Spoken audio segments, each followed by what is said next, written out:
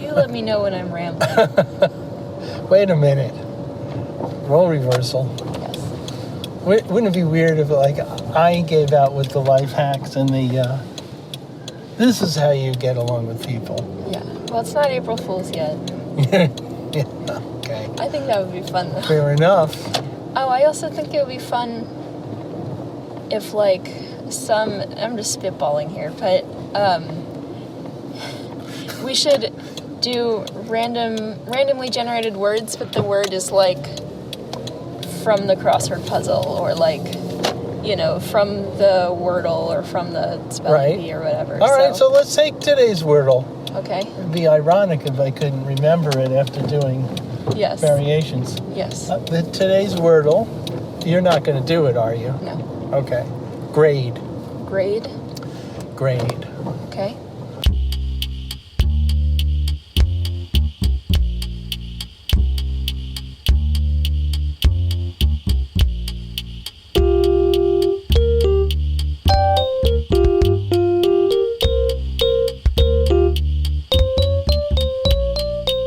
Episode 25, The Grade. In this episode, your hosts Steve and Mal hurtle from point A to point B while considering times that they, or others, have been weighed, measured, and found wanting. Or not. Strap in for the ride to Redacted.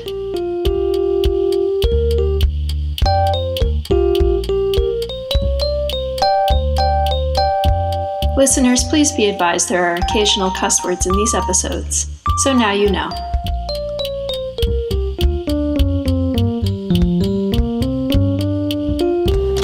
Okay, so grade. Grade makes me think, improv mode. Yeah. I heard grade, thank you. That's what you're supposed to do. Yes. And it's a good idea to repeat it, because otherwise it'll fly right out of your head, and then where are you? And I've been telling people lately, have I told you this? I think I have. When I worked on Firestarter, what the assistant director said to me? David Worf, who at some point played Robin for some TV production. What? But he ended up being the assistant director. He was an AD by the time I Are you sure you're not thinking of Burt Ward? No, he wasn't Burt, the Robin we all know. Yeah. On that show. No, he played Robin on something else. I don't know. Whatever. Okay. Maybe it was dinner theater. I don't think so, though. Anyway, he ended up being the AD. And at one point, he pulled me aside, just him and me, and he said, "You're getting in too late, and you're leaving too early. Yeah. I want you to be the first one on the set, and the last one to leave. I never wanted to hire you, but the producer did for some reason, so I guess I'm stuck with you." And oddly enough, he didn't add, "Have a nice day." So that was, I was like, okay, showbiz. Yeah. Right. Were you rattled by this? I mean, I was still had some youth on me. Sure. In fact, I think I was 29. Okay. All right, you might not feel like that's so young, but looking back, I mean, I just sort of took it, It's like, what are you going to do? It's like, okay,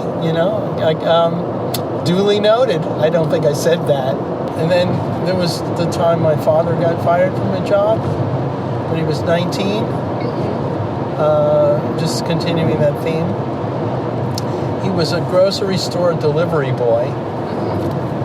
I don't know if he was yet a high school dropout. And the owner of the store said, "Look, I'm going to have to let you go, but I just want you to know, I don't think you're ever going to be good at anything you ever do." My dad told me that story when I got fired from Devlin Productions on Christmas Eve, which I had mixed feelings about because I kind of hated that place.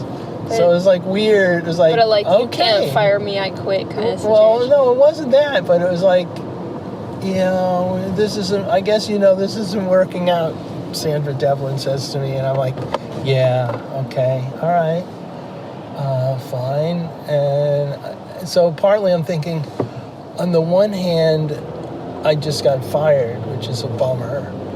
But on the other hand, I don't have to come back. Yeah. So, mixed feelings. But afterward, I was kind of shaken up. Yeah. So I called my dad, and he told me that story, which I really appreciated. I think when I got like a D on a quiz in 6th grade, maybe in social studies, which was, maybe the first time I had ever gotten a D in my life,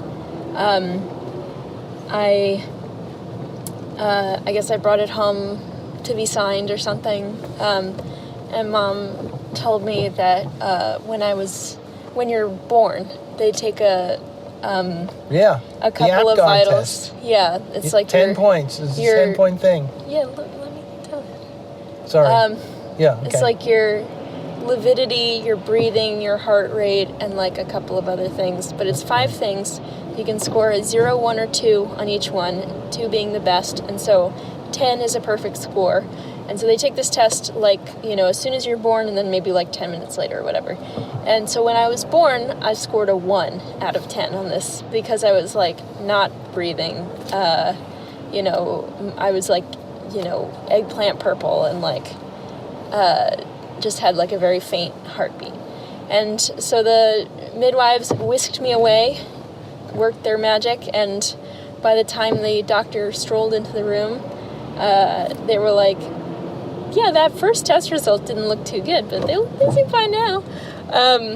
And Mom told me this after I had gotten a D on a quiz or whatever, and was like, that was the most important test of your life, and you failed it. So everything else, who cares? I was like, great. I have a question for you. Yes. So we've talked a little bit about the road not taken. You had said if not an immigration lawyer, then perhaps in another life, an FBI investigator, fraud investigator. So I've asked people that question before of what's your wildest dreams, unrealistic backup career if your current thing were to not work out at any point or whatever? What in your fantasy would you run off and do? And I asked this once to, I think an adjunct art professor at my college, because she was auditing one of our classes, maybe a painting class or something. And she was like, well, I went to school to be an astronaut. I was like, what? Oh my God. And all of her paintings were kind of space paintings, which was really awesome. So she was like, yeah, I went to school to be an astronaut, but then at a certain point of doing a lot of math, I realized I didn't really want to go to space. She was like, the things that I really loved about space were how it was depicted in movies and stuff. And so I realized it was really the artistic depictions that I really loved. And so I think she ended up going into film. She was an adjunct film professor or something. Cool. Yeah. That is a really cool story. So in a way, she's saying this my dream. This is my dream. Yeah. I was gonna sell out and become an astronaut. Yeah. Mail it in. Yeah. But the part of everything you just said that is the part that I remember as your 2nd grade student. Sure. Or that jumped out at me is,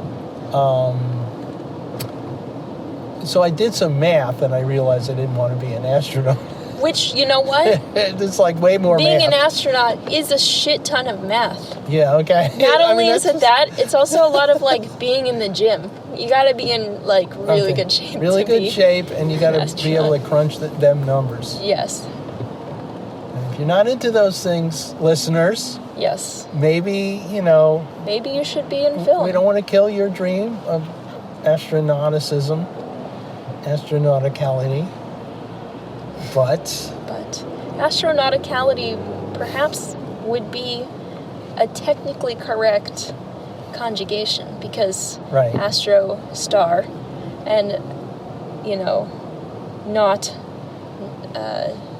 nautical. Having to do with sea. Right. I love that story. But also, earlier on, I was thinking, oh, we are sort of channeling the word grade, because you were talking about your grade on the APGAR test, your first test, and then that D. I'm sorry to bring that up again. Oh, I don't care. You've gotten over it? I've gotten over it. Good. And the review I got from David Worf, a one-time Robin. Yes. I felt he was being harsh. But I couldn't swear that he was being unfair. I was like, I don't know. I mean, okay, fine. I don't know even if I had control over when I got to the set, but Firestarter. So Firestarter, the PA view of the original Firestarter. Speaking of, like, what do you remember from stuff? Yeah. Of course I remember, of course. After a run of night shooting, we come back in the van. I probably didn't drive it that time, but we're back at our beach house. And, it's like the daylight is just breaking. And we, being crew members and stuff, a couple of us in the house that I lived in with two other crew members, we went out to the beach, which was like right in front of our house, cracked open a couple of beers, sat on some beach chairs, and there were dolphins that were jumping. And it was like, okay, this is, this isn't bad. Suddenly in a beer commercial. Yeah, exactly. Yeah, so I remember that. Was there anything, so we talk a lot about dreams. Yeah. Was there anything when you were younger that you were like irrationally scared of? Oh yeah, I'm sure there had to be. I just have to think of what it might have been. Yeah, when we're talking... the first thing I remember, which I may have mentioned. Oh yeah. That door. Yes. When I was left alone. I also remember crying out piteously in the house that I first remember living at on Chestnut Avenue in Teaneck, New Jersey. 4-family apartment house. I was in my bed. My parents are like some ways away in their bedroom. But I remember somehow the covers working themselves off me. And I was young enough that I couldn't contrive to put them back on. And I remember calling out, "Cover me!" And eventually a parent, probably my mom, came and covered me. And I still remember that. But that's not what you're looking for. What are you looking for? Fears? You want some more solid... Well, because we were talking of depictions of space. Right. When I was younger, I had an irrational fear of being disconnected from a spaceship and floating through space. Perhaps because I had seen 2001: A Space Odyssey. Right. That was terrifying to me. Mm-hmm. To just know that life support is gone and you're just on borrowed time until you die alone. Apparently that scene in the movie made an impression on you. Yes. Oh, I remember a thing. Okay, but I don't want to cut you off. No, that's it. I was going to ask, what do you have? But you have that. Okay. So I also remember, probably not too long, my mother reminds me, maybe I was 5 or 7, not too long after the cover me. One thing I whimpered to her about was, I don't want to go in the army. I think my mother was more amused by that than anything. I think she reassured me, which was easy enough. Like, you're not going to have to go into the army. Was your dad ever in the army? He was in the army. Could that I think he was drafted Korean War. He was promoted from private first class or whatever you are as a peon, drafted a into PA. peon. to sergeant at a certain point, because I guess he was like, for the first time in his life, was following orders or something. And so he got promoted to sergeant. I don't know if this was before or after that, but at a certain point it was like nighttime, and there was some commotion outside the barracks. And it might be that there was an enemy sort of lurking around. And like one of his fellow soldiers that was there was pretty nervous about it and said, I think I'm going to go outside and like shoot them. And my father said, just calm down, forget about it, go back to sleep. Mm-hmm. So that was my father's war. That reminds me of Catch-22. Saba. Well, Catch-22 also, but Saba. Mom's dad. Oh, the best war story ever. Yeah, who was a medic in World War II, Yeah. But, they sent him on patrol at night because he was a soldier even though he was a medic, and he didn't really know, he vaguely knew which end of the gun shot bullets out of it. But he got spooked or something, and he accidentally fired off a round, and then he had to account for the shells because ammunition was fairly scarce, and they wanted to make sure that people were accounting for their shots and not just wasting ammunition. So he's scrabbling around in the dark after having almost shot himself in the foot, trying to find a little tube of brass. I have a slight correction. Okay. So the story as you've told it is unfortunately ever so slightly grander than I think the facts as I remember being told them. Okay. So therefore, your version lacks a certain, what shall we say, mundane charm. Uh-huh. I don't think he was on patrol at all. As I recall hearing it, he was just in the barracks, and for whatever reason, I don't know why, handling a gun and shot it off like randomly, and it kind of like pinged off the floor or the wall or something. And then, the army being the army, they all were then tasked with having to account for the bullet, so they made a search for it. So yeah, similar, but We'll have to confer with Dragon Mom. yeah. Fact checking. But back to grading. I mean, you can have your grade, what grade in school, and also what getting graded. I know what it would be for my mother, but what would you say is, so far, your favorite moment of like positive feedback you've gotten from either one or more people? Like moments of triumph. In my life? Yeah. Even if there's nobody around. Just moments of like, yes.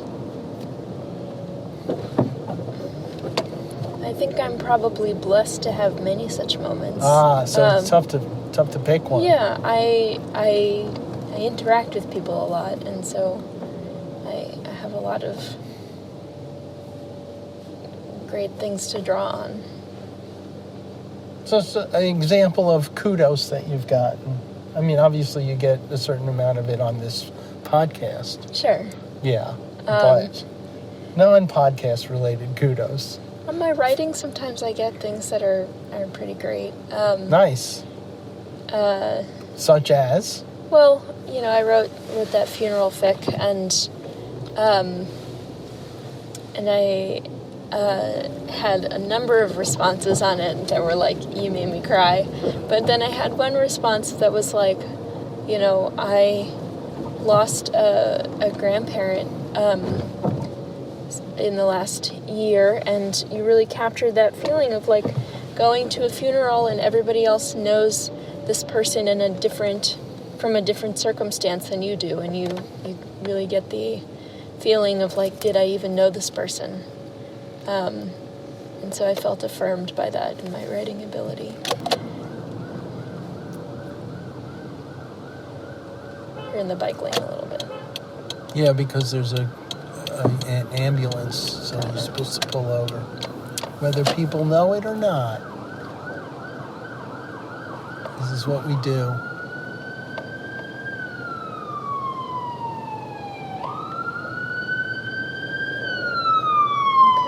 And then everybody was going to charge out and try to hit each other.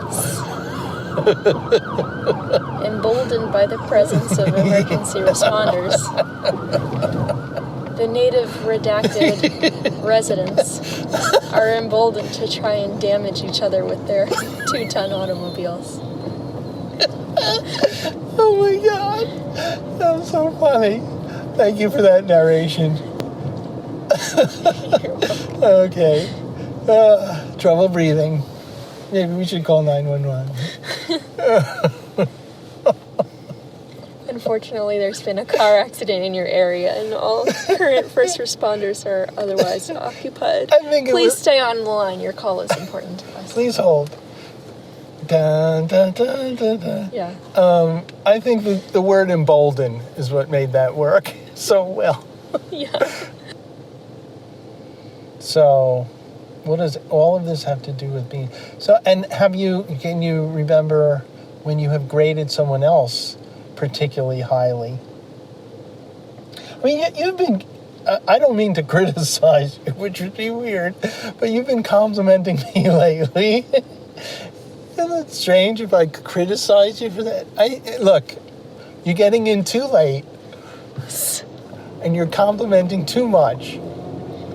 No, it's fine. I don't mind it. But it's like, whoa, what is going on? Do I deserve this? Almost definitely not. But other than me, is there anybody that you have given high marks to? Or is it everyone you meet? You're like, am I a beacon of joy to everyone I come in contact with? Yeah, that's basically what I'm asking. Yes, next question. Okay, fair enough. So what are you actually asking me? No, I mean, it's stupid because you are a beacon of joy and you're just like rotten with positivity. And we'll come back to the word positivity in a moment. Yeah. Just thematically appropriate. But I realize how stupid a question it is. Like, does anything stand out in your memory of a time when you particularly complimented someone? I don't know why I want the person to be a celebrity. Maybe not. Maybe forget about it. They're not a celebrity. Just anybody. Okay. A time that I complimented somebody? Like, I'm sure there have been times. Right.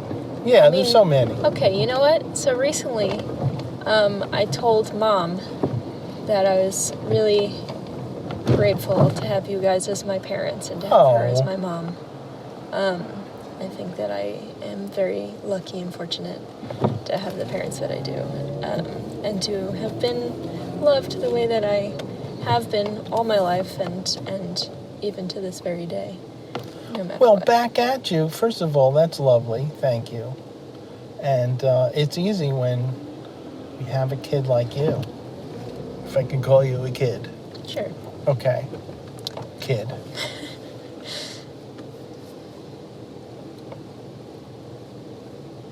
It probably would take away from the moment the way I love to do if I were to add that even if you were a much more horrible person. Yeah. Yeah. You would still never love mind. me. But I'm glad you're not. Listen, how wonderful is that? It's good to know because some of my kids, some of my students, I really hope they're being loved at home because I don't know if I would have the patience to be with them for 2.5 hours and then for the rest of Sunday, let alone every day. This person is a challenge. Yeah, 2.5 hours, I can do that. And I sometimes walk away fuming. I don't know how they go home and just live there. If they were just Right. living in my house, I would be like, and now what? I'm picturing you shaking hands with a parent of one of these kids and going, whoa, the way you do. Whoa, Yes. whoa. Well, you know what? So something in response to your question, something that I do, I have done several times, and that I make a point of doing now, is letting the parents of the kids who I know are challenging, but whom I've bonded with, know that they have a good kid. Because I Nice. know they're not used to hearing Right. that from their teachers. And maybe they don't hear your kid is fucking terrible. But if they kind of know their kid is fucking terrible, and also that, they really struggle in school and that they need a lot more attention and maybe demand that attention at the top of their lungs often or something, it's really good for them, for the parent, to hear, your kid is not a bad kid, even though it took me maybe longer to bond with this kid, or I had to intentionally tell myself I'm going to love this kid by the end of the year or whatever.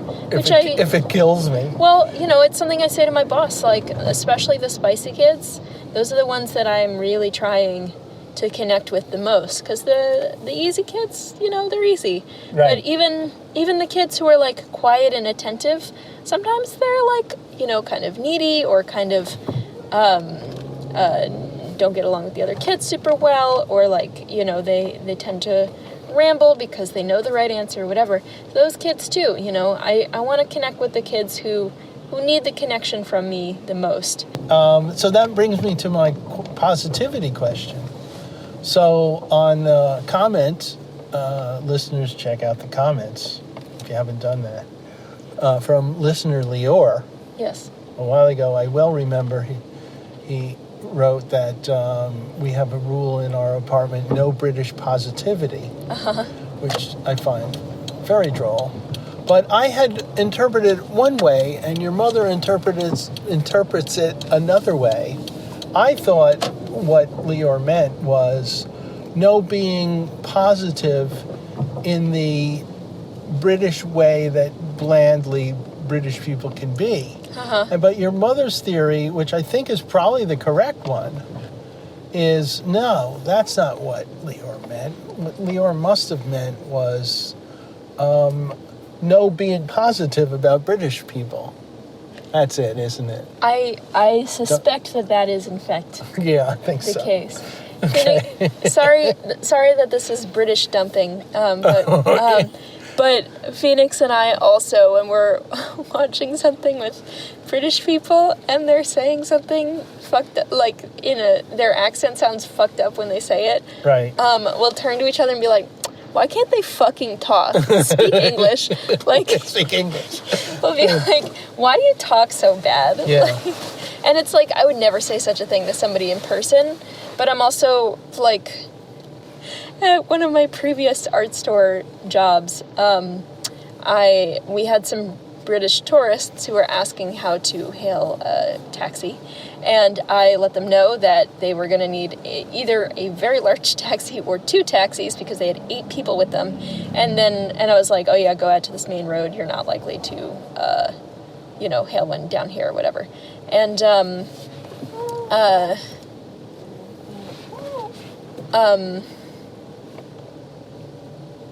after telling them this, they walked away. They were very, very nice, and I was nice and polite to them. But I just turned to my manager, who had been standing there, and shook my head and said, colonizers.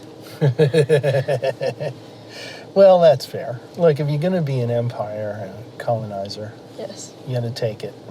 And so I think we're ending our positivity segment with a little British, English dumping. Yeah, just to balance it out. Right. Yeah, good. Just so nobody gets the wrong idea about this podcast. You need the karmic balance. Yes. Let's face it.